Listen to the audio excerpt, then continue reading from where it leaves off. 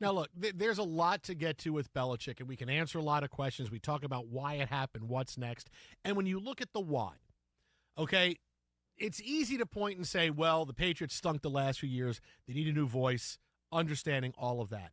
But this wasn't anything that was anything more than a relationship that had just naturally ran its course.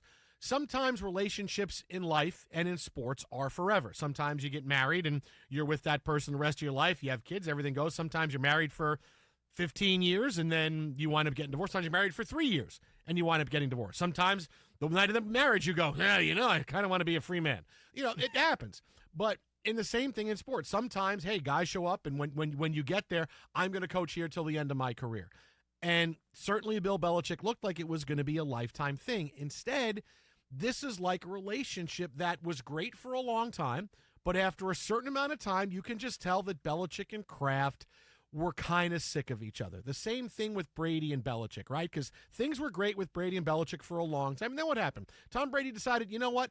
I'm not going to be under the thumb of coming to all of these off-season workouts all the time and all of this stuff. I don't need to do that. I think my work ethic is pretty clear. And you get things in your head. It's not quite a power play. It's just, no, I've been doing this for a long time. I know what I'm doing. I'm good. I don't need this. And it's a small thing, but it turns into a big thing. And it's the same thing with Belichick and Kraft. They had a great column on ESPN today about when Bill Belichick came to the owners' meetings a year ago, and Bob Kraft was giving out pins to everybody on the team because of a big initiative he was very proud of. And Belichick put his on and put it like down near the bottom of his shirt, right? Bob Kraft is wearing his at the top near his lapel. He's talking about it, what a big deal it is for him. And Belichick talked about it, said, it's a thing that Bob Kraft is doing, and of course I support what he's doing. But the fact he puts it on, he's wearing it down to the bottom of his shirt, it's okay, that's a little petty. Yeah, it's a little weird. You don't have to say anything about it, but you're really going to put it there where people are going to know where it is. Maybe you're not a big flair right? kind of guy. But here's the thing. This is me expressing my flair.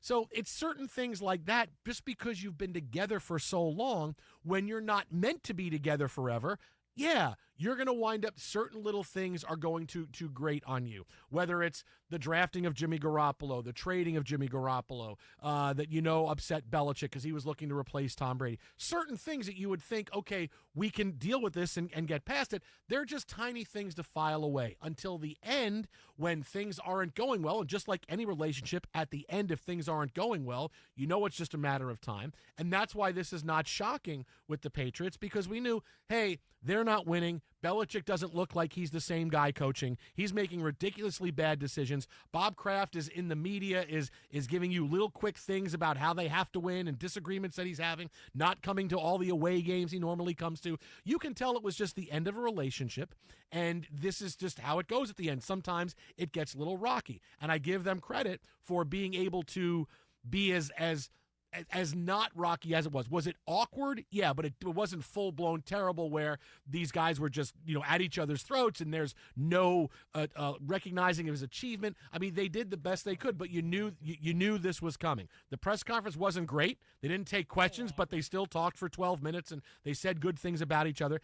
It was about as good as you could expect, but that's what happens at the end of relationships. They just had enough of each other, and now Belichick, hopefully, for the next team that hires him, is going to go someplace and be more energetic and be back, because clearly he wasn't the same guy this year. You could tell he was not the same guy coaching this year. So hopefully that's a new thing for him, and it's a new bit of energy for the Patriots. Yeah, the hard part is at some point you're resigned to whatever your relationship is, wherever you're at, talking work, personal, whatever. You're resigned to whatever ills, whatever transgressions, whatever things get to you as part of doing business, right? And for Bill Belichick during this season, I think he was resigned to the fact that I've got a really good defense, even without Judon, even without Christian Gonzalez, that we're going to be in games, right? Would they have 5 straight games where they gave up 10 or fewer points or something like that? I mean, it was just absurd, the level of defensive prowess and acumen that's still there in terms of coaching him up, right, and reading the opposition. But on the offensive side, and you're resigned to the fact that, we're not good.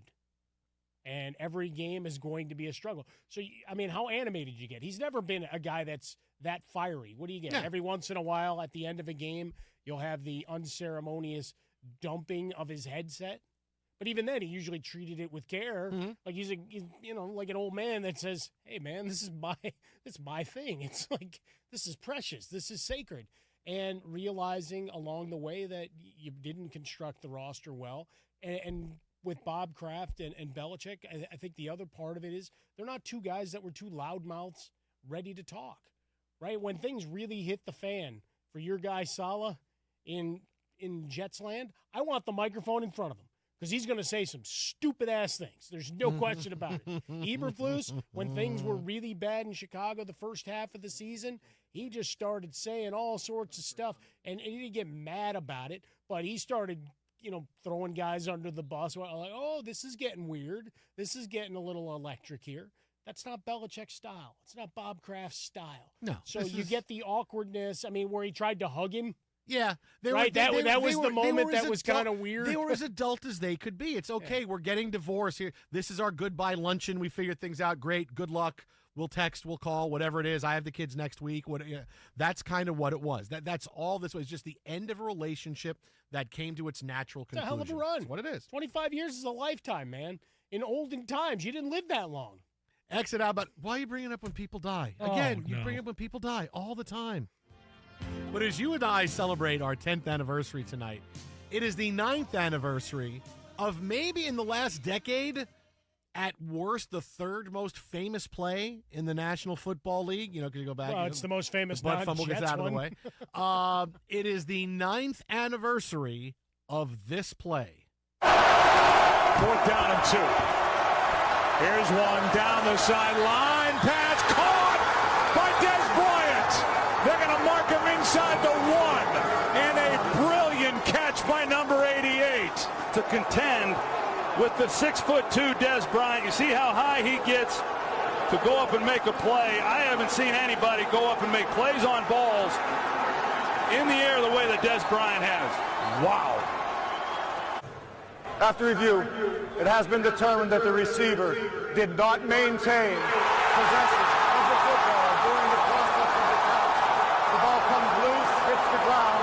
Therefore, the ruling is an incomplete forward pass. Mike, as you said, because he didn't maintain control going to the ground as part of the act of the catch, it's Green Bay's ball. Reminds me a bit of Calvin Johnson years ago with the same referee, Gene Steratore. It's part of the process. Ball came out. Oh, come on, Larry. Austin Seferian-Jenkins did not complete the catch.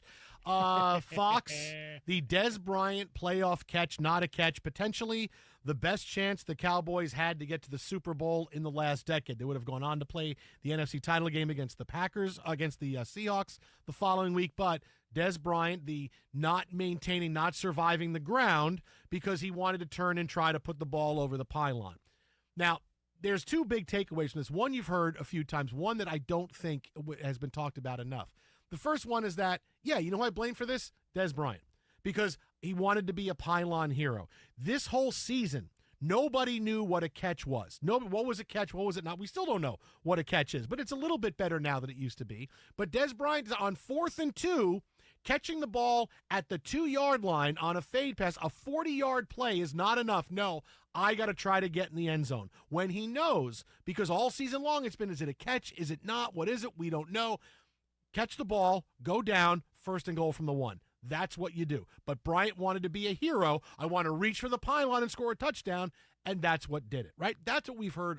You've heard me talk about that a lot. Being the pylon hero has cost so many teams. There's times when you have to do it, and times like that where you didn't have to, and he should have known better. But the thing is, he tweeted out today, hey, 9 years ago today, everybody knows I caught the ball. Yeah, he caught the ball, but the rule of the NFL was, and he should have been more careful. But the big thing about this is that after that play, Dez Bryant, who was 26 at the time, should have been in his prime as an NFL wide receiver. He was never the same. I don't know if mentally he never recovered from it or something happened, but there's a stark dip in production and effectiveness after that game. He was catching 90 balls a season, and then that happened this day 9 years ago in 2015. He played 3 more years in the NFL. All right, double-digit touchdowns every year for Dez Bryant. Never got to double-digit touchdowns again. 3 touchdowns, 8 touchdowns, 6 touchdowns. His catches were down to 31, 50, 69.